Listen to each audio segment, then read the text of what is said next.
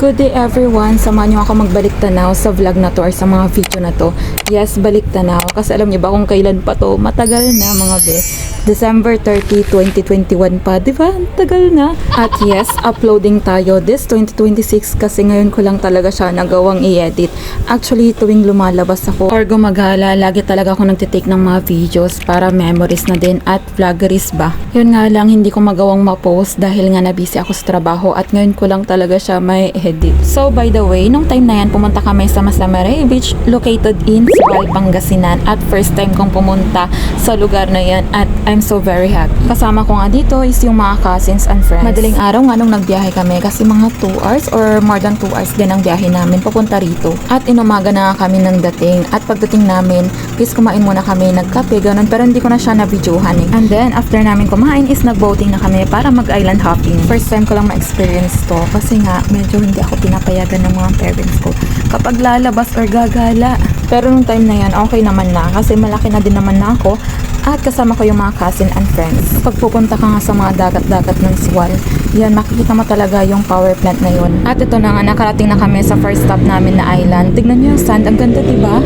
So dito nga kailangan namin maglakad ng maglakad dito sa may Kabilitian or Kabalityan if I'm not mistaken para makarating sa Limahong Cave. Siguro mga 30 minutes or mga less than 30 minutes din kami naglakad bago kami makarating sa cave na dapat puntahan namin. Pero bago yan, papakita ko muna sa inyo yung view ng island, first island na pinuntahan namin. Di ba ang ganda? Napaka-peaceful dyan. Diretso walking lang kami at medyo malapit-lapit na.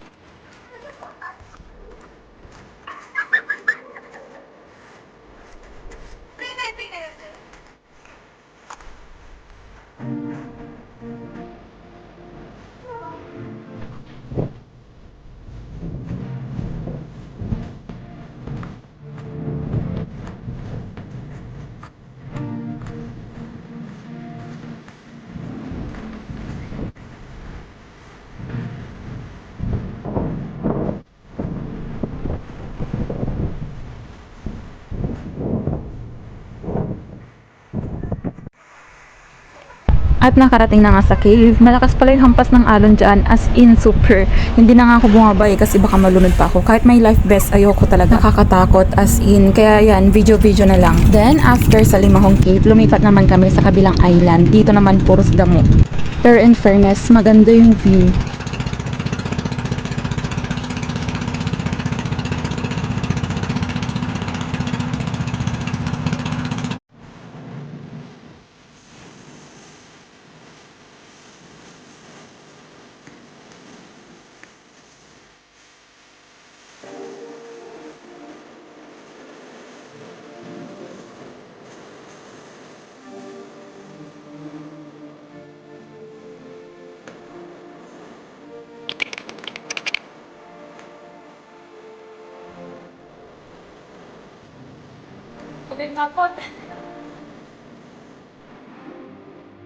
At after walking ng ilang minutes, nakarating kami sa spot na maganda ang view. Diba, ang ganda ng view, sinamahan pa ng damo. Maganda rin yung kulay ng damo. Oh. Nagpahinga kami ng konti, nagpicture and nagvideo. And after that, bumaba na kami. At hanggang dyan na lang, hindi na talaga ako nakapag-video sa cottage. Dito lang sa pag-island hopping namin. And finally, ma-post ko na din siya after almost 5 years. So kung tinapos mo yung video na to, don't forget to like and subscribe if hindi ka pa nakasubscribe para updated ka sa ating mga videos na paparating. So see ya on the next vlog. Thank you so much!